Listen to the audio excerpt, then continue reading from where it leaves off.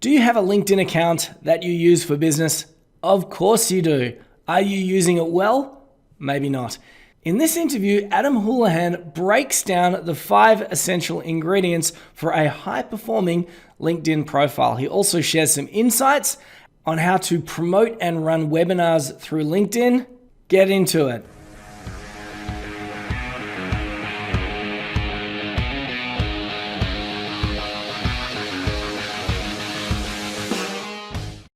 I think that my most consistent social media platform for getting leads over the last 10 years has been LinkedIn. Yes, I do love LinkedIn because it's kind of like the largest Rolodex on the planet if you're targeting professionals and business owners.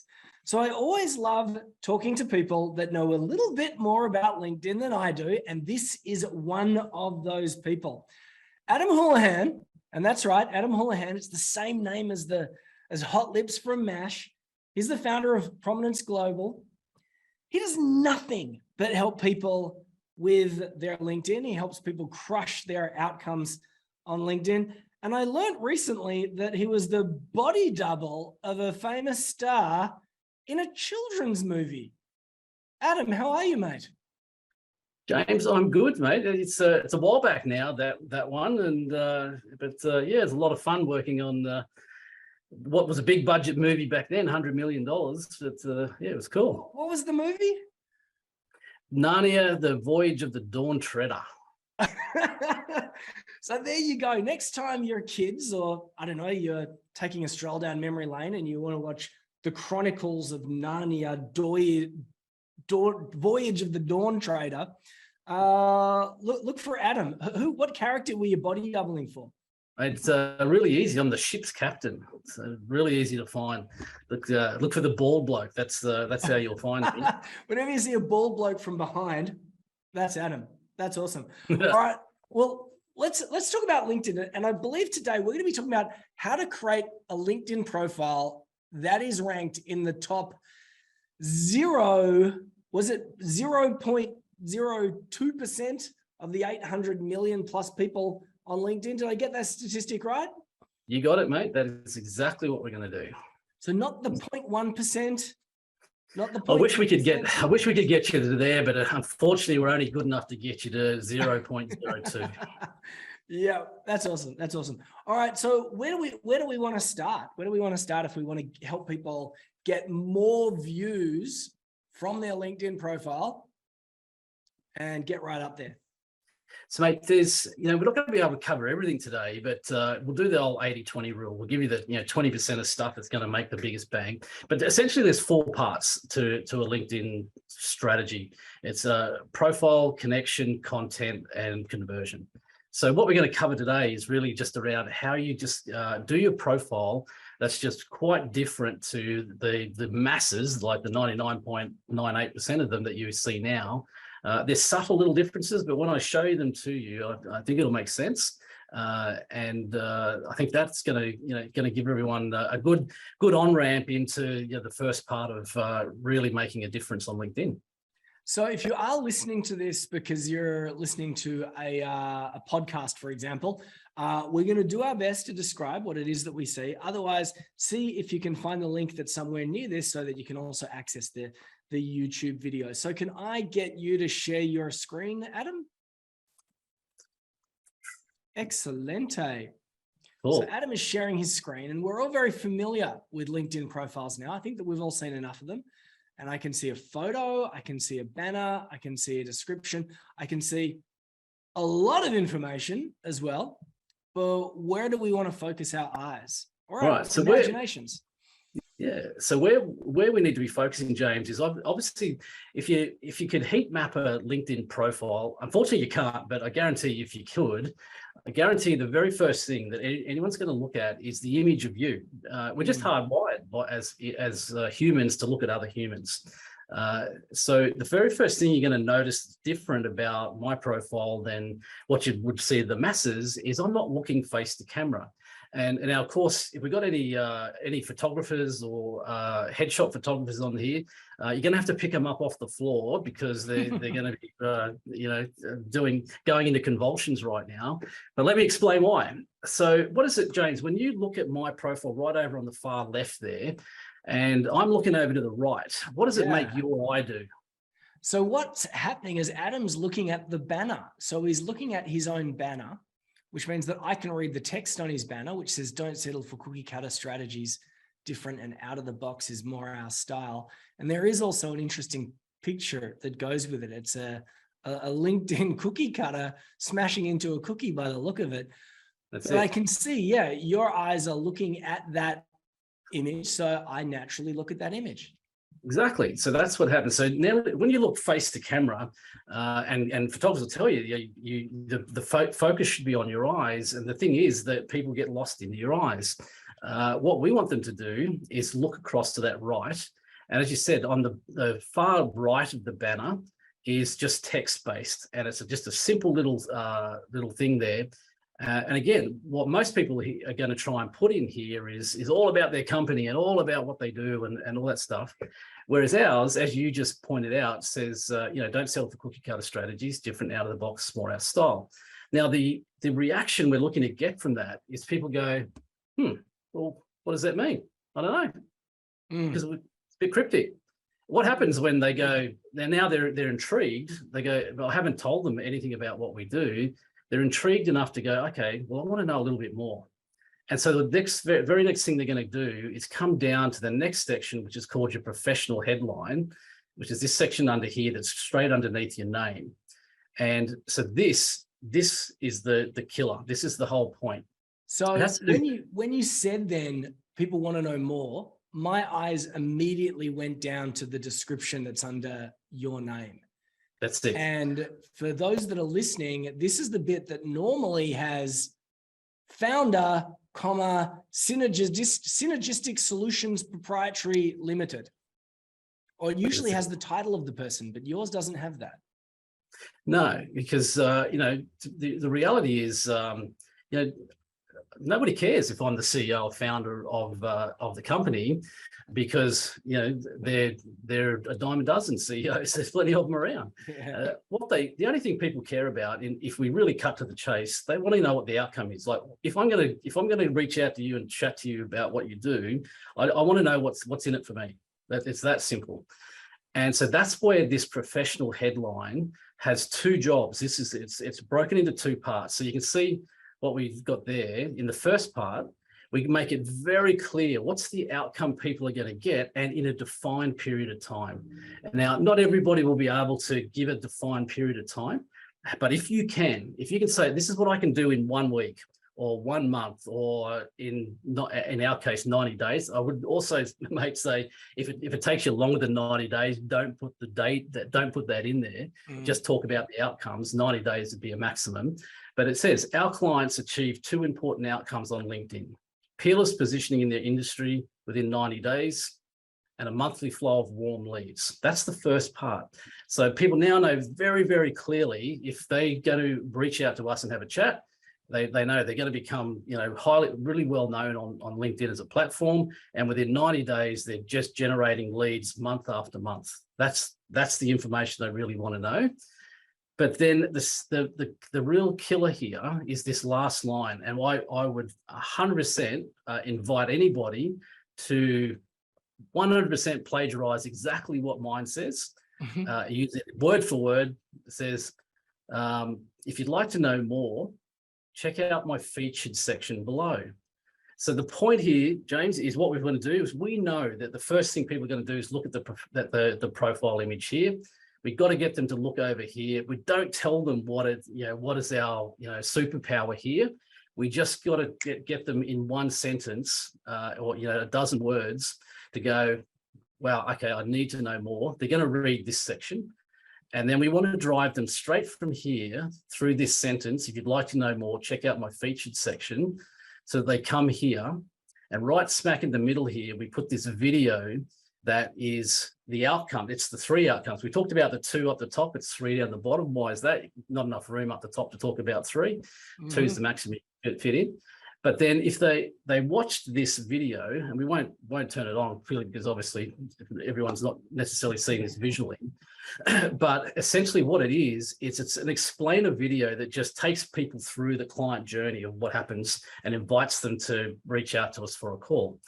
If we can get people to just do that on your LinkedIn profile, job done. That's what your LinkedIn profile is there for. Now, of course, as I said, there's 4 other pillars to how the whole process works.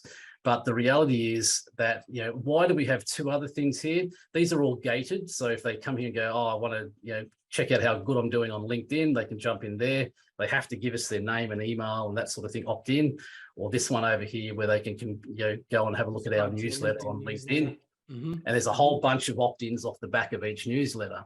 But the key thing we want is this one in the middle here, where they go and of course, we have tracking on this, so we know how many people are clicking on this all the time. And what I would say, James, it doesn't have to be a highly polished, explainer video like we have there. Great if you can, but just you to camera, just talking for 2 minutes. Hey, this is the outcomes you're going to get if you're working with us. Then job done. If you can get those people to watch that video off your profile and you've given them a very clear value proposition of what it's all about with working with you, then you've got step 1 of LinkedIn nailed. So let me recap for a second. Can you scroll up the page a little bit? So we often say it's your profile, but make it about them. So in this instance, Adam has said our clients achieve 2 important outcomes on LinkedIn. So it's not about him, it's about his clients.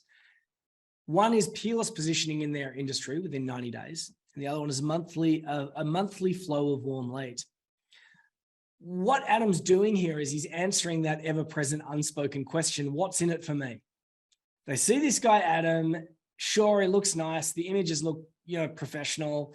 He's talking about cookie cutter. That sparked my curiosity, but I'm thinking, why should I waste my time on this guy's profile? And immediately says, we do 2 things for you. And then there's a call to action. Now, in our world, we teach our clients a mnemonic: 1 person, 1 problem, 1 product. So we say, who is the person? What is the challenge that they face and how can you solve it? And then have a call to action. And in a roundabout way, Adam has kind of done that because he knows that his target audience is already on LinkedIn. So he doesn't necessarily have to call them out. He doesn't have to say, are you a consultant or a coach or a business owner? Doesn't need to do that because of the format. Then he says, do you have this problem? In a roundabout way, we're going to help you with peerless positioning. We're going to help you with a monthly a flow of warm leads. And then he follows it up with the call to action. Check out my featured profile. There's another thing about this, Adam, that I really like, and you mentioned it. You talk about the 90 days piece. I love talking about the fist pumping moment, the thing that they're going to get, like peerless positioning or a warm flow of leads. And I love quantifying it. So if you can get it within 90 days, or we're going to double your views, or we're going to triple your leads, or if we're going to get you 16 meetings per week, people just love that stuff. It suddenly makes it real. And the mistake that I see lots of people, they say, we offer growth solutions or client attraction services. What? Adam doesn't do that. It's straight to the point. So that's cool. And then we've got the call to action is the featured links a little bit down further, where he's got 2 gateways. Click here to complete a precision scorecard or a productivity assessment. He's got go here to register for the newsletter, and then bang in the middle, there's a video to show what it is that you get when you work with us. That's really cool. Where do we want to go from here? Mate, that's, as we said, that's really the 20%. There's a bunch more to do that you can do. That part there though is the money step, as we say. The other thing is that there's a feature on LinkedIn now called content creator. And what that does is allows you to put these hashtags into your profile here. And you see it talks about, and you can have up to 5 hashtags that you can use. And what again though, people kind of understand how to turn on creator mode and how to use it. But where they get it wrong is that these topics, these hashtags, they think about it like, what's the search terms I want to get found for, or something like that, which is, how a hashtag's kind of used. How these are really powerful is if you make these the topics that you talk about in your content. And the reason for that is that LinkedIn's trying to make an alignment between what your profile says you're all about, who the people you are connecting with, and what your content's about. So when they can see that get that clear line of connection, then it becomes very, very clear to them as to who's your target market. And organically, as you know, James, LinkedIn is still probably the most powerful platform for organic visibility on content if you get it right.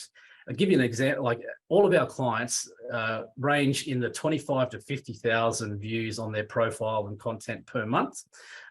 But you can't have 50,000 connections on LinkedIn. You can only have 30,000 as a maximum. Most people have way less than that.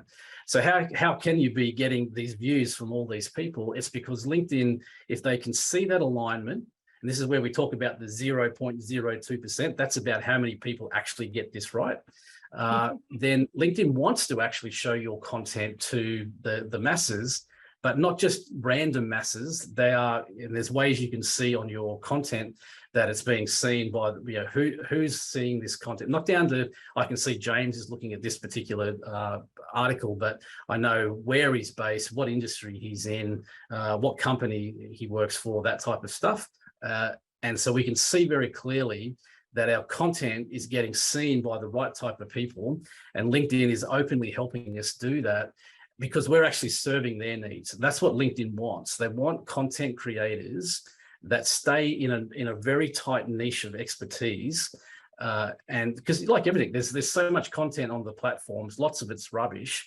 And so they want to be able to filter our feeds to to show us better and better, more relevant content to each of us. And this is part of the process they use to do that. So really what we're showing you here is how to algorithmically align with what LinkedIn's goals are, because when you do, they reward you by giving you this much higher visibility than the masses get. And as I said, there's only something like a few 100,000 people out of 850 million that actually sit in this space. Every single one of our clients sit in that space, because that's what we do, is get them into that sort of algorithmic alignment. It is funny because I just had a look at my hashtags and they are the things that I talk about. So I guess I ticked that box intuitively. Can we talk about a little bit about content creation and ways to get views? Because at a glance, having a look at Adam's profile, he's like getting 10,000 post impressions in any given week, and he's appearing in 2,000 searches. And occasionally you can run an item, a content or a video, and it totally blows up and you get a whole bunch of impressions. But Adam's the type of guy that gets these types of numbers consistently. It says that 1,635 people have viewed your profile. I think that's like the past 7 days or something, which is crazy. I don't know what that is. But what's your content strategy? Do you have a flow or a rhythm? How do you go about creating content for LinkedIn? Yeah, so there definitely is a sort of a preferred sort of mixture of content. And essentially what it is, James, is that LinkedIn just likes you to use all the different, so you can't just use all video, or you can't just use all text-based. You've got to have a mixture of video, and they should be really short, like 1 minute or less. They've got to be natively uploaded to the platform. You can't link off to YouTube or Vimeo or anything like that. Newsletters, polls, document posts. So it's got to be a mix of all those things. But what's going to be the most helpful to show you, and James, just so we're clear on in this, the reason you can see these analytics is because I'm logged into my profile. Yeah, you're logged in as you, yeah. Yeah, so if somebody else came to my profile, they're not going to be able to see that stuff, from a general view. But well, I can see mine on a separate screen right now, Adam, and it's embarrassing in comparison.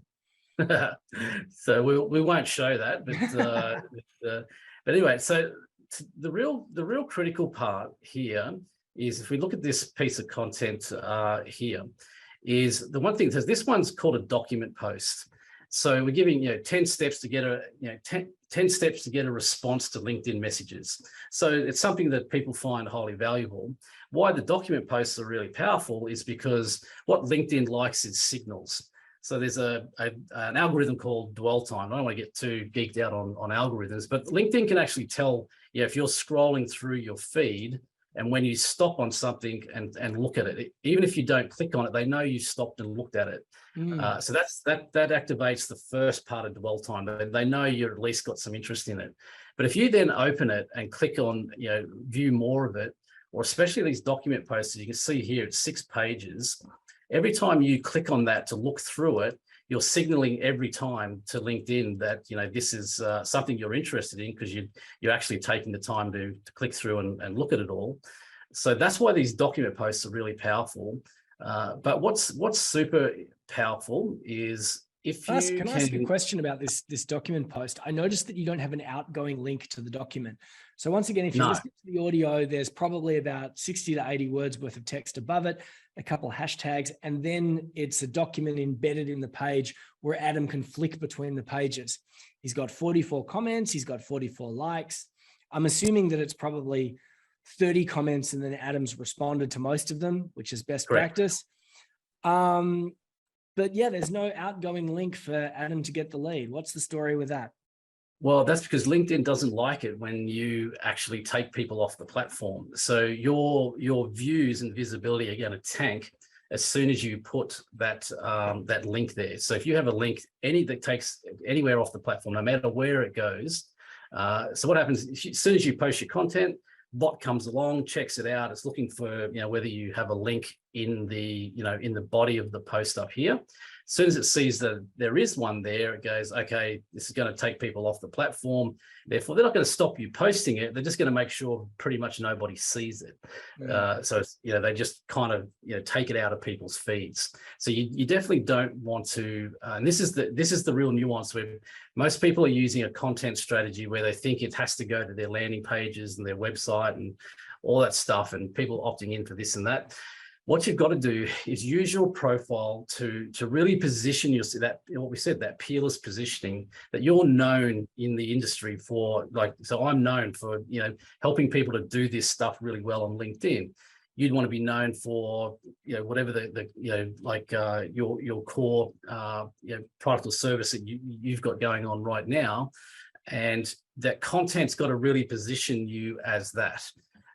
And the key thing is that this very last, every single piece of content, as you say, James, has to have a call to action. But the call to action is always just to get people to interact on the post without asking. Don't ever say, please like, comment, and share. That's a red rag to the bull again. They will punish your content for doing stuff like that. But see, I see just conversationally. So I'm curious, how many of these 10 points are you implementing right now?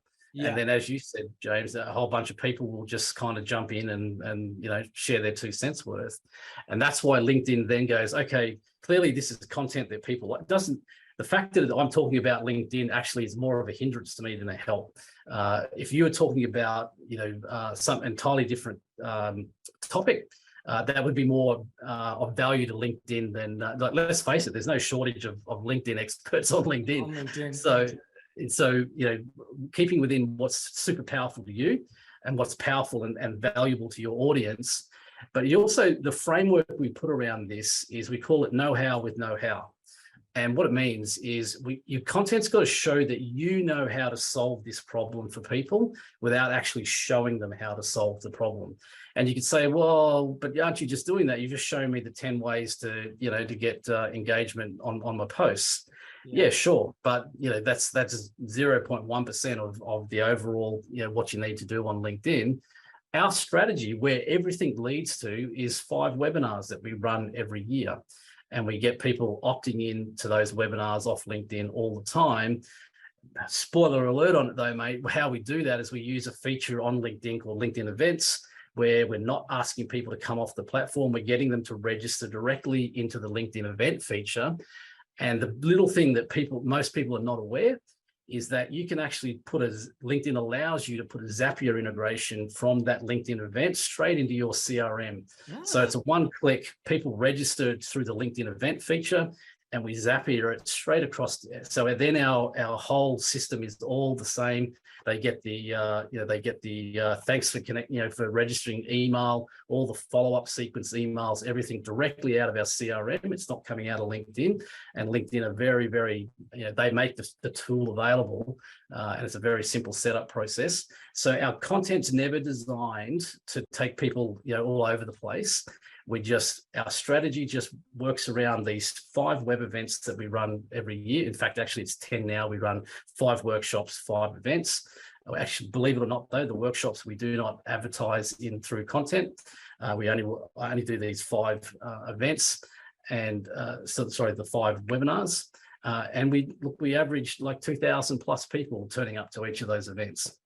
So yeah, there's 2,500 people that show up, because I also know that when they register for those, as you say, you can follow up with your own CRM system, which sounds like a great way to get leads from LinkedIn into your CRM without putting lots of links to landing pages. And those webinars that you're hosting, where you get 2,500 people showing up, what platform are you using for that event? Is it still you're using Zoom or something like that? You're just promoting it as a LinkedIn event, and that's where you have your outgoing. Yeah, exactly right. So we just use Zoom, but look, externally we also have a proper landing page and everything for that. But our LinkedIn strategy just uses the LinkedIn event feature, because one, LinkedIn loves it when you use their tools, but it also never takes people off the platform. However, it does. They go, well, okay, because you've kind of kept everyone on our platform, which is, let's face it, is all about ad revenue. They want people staying on the platform but we won't go down that rabbit hole today. But the reality is, because we're keeping them on there, we're taking them to their event feature.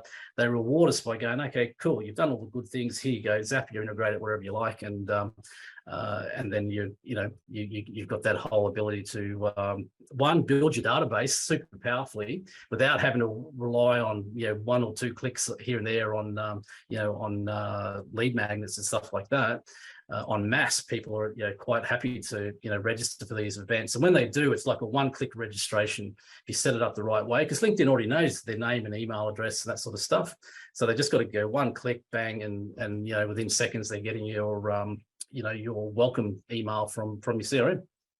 So my big lesson here from all this is, one, you could use LinkedIn as a complete substitute for an entire website. You make the profile about the audience, not about you. And then I think Adam had a link to a video on Vimeo that could have just as easily been hosted as a LinkedIn article if you wanted to do it that way. He's got his own content rhythm, which is like having a blog, but however, it's bringing that information to the audiences that he's trying to reach again and again and again.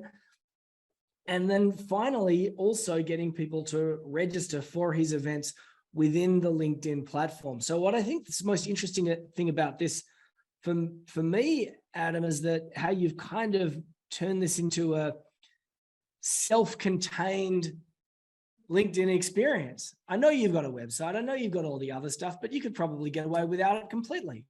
Oh, 100%. A lot of the time, we're coaching our clients.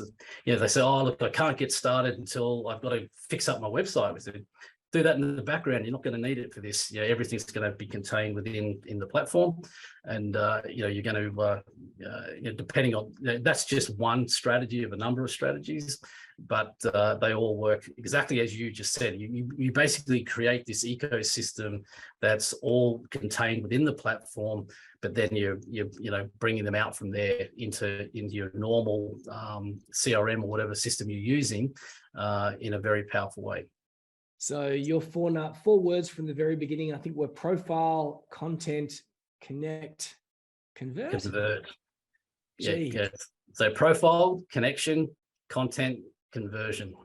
Okay, I almost got it right. Now, what I'm going to say is somewhere around this video will include a link, or somewhere around this podcast will include a link.